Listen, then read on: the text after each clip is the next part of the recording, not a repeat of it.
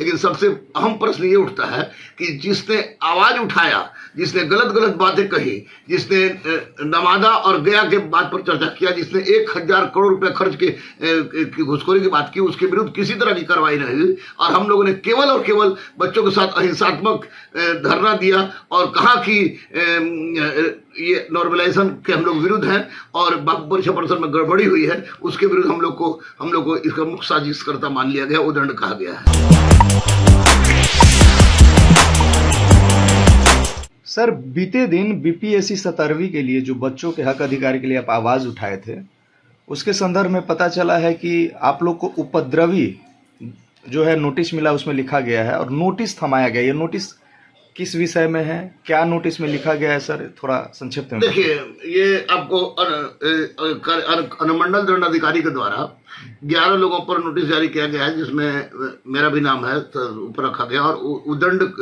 उदंडी तत्व का कर संबोधित किया गया है और कहा गया कि हम लोगों ने परीक्षा क्वेश्चन लीक होने के बारे में अफवाह फैलाई थी, जबकि वास्तविकता यह है कि परीक्षा के लीक होने की अफवाह हो या आपको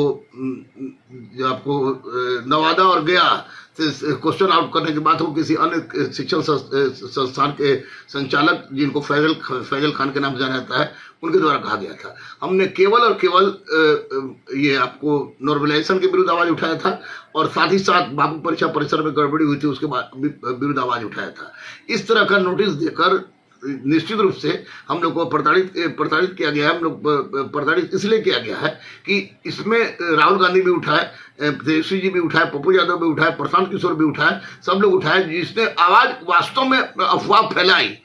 उसके बारे में कुछ नहीं उठाया गया है और हम लोगों ने केवल नॉर्मलाइजेशन की बात कही थी कि नॉर्मलाइजेशन नहीं होना चाहिए और साथ ही साथ आपको बापू परीक्षा परिसर में गड़बड़ी हुई है उसके विरुद्ध हम लोग के विरुद्ध नोटिस भेजा गया और 20 तारीख को अनुमंडल दंडाधिकारी के पास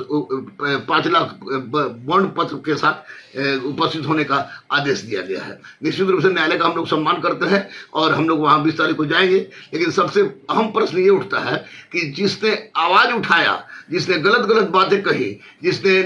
नवादा और गया के बात पर चर्चा किया, जिसने 1000 करोड़ रुपए खर्च के घुसखोरी की बात की, उसके विरुद्ध किसी तरह की कार्रवाई नहीं हुई और हम लोगों ने केवल और केवल बच्चों के साथ अहिंसात्मक धरना दिया और कहा कि ये नॉर्मलाइजेशन के हम लोग विरुद्ध हैं और बापू परीक्षा परिसर में गड़बड़ी हुई है, उसके विरुद्ध हम लोग को इसका मुख्य साजिशकर्ता मान लिया गया, उदंड कहा गया है। सर, 17वीं बीपीएससी में सबसे ज्यादा जिनका नाम आप संबोधित कर रहे हैं फैजल खान सर, जो ग्लोबल स्टडी के मुख्य शिक्षक हैं, उन्होंने ये भी कहा था कि हमारे पास सबूत है और किसके अकाउंट से कितना पैसा गया है 17वीं बीपीएससी में ये भी हमको पता है, लेकिन इस नोटिस में उनका नाम सर नदारत है और आपका नाम दिया गया है, विभिन्न 11 शिक्षकों का नाम दिया गया है। इस पर क्या कहेंगे आप? देखिए, निश्चित रूप से फैजल खान के बाद की सारी गतिविधि को हम उसी दिन समझ गए थे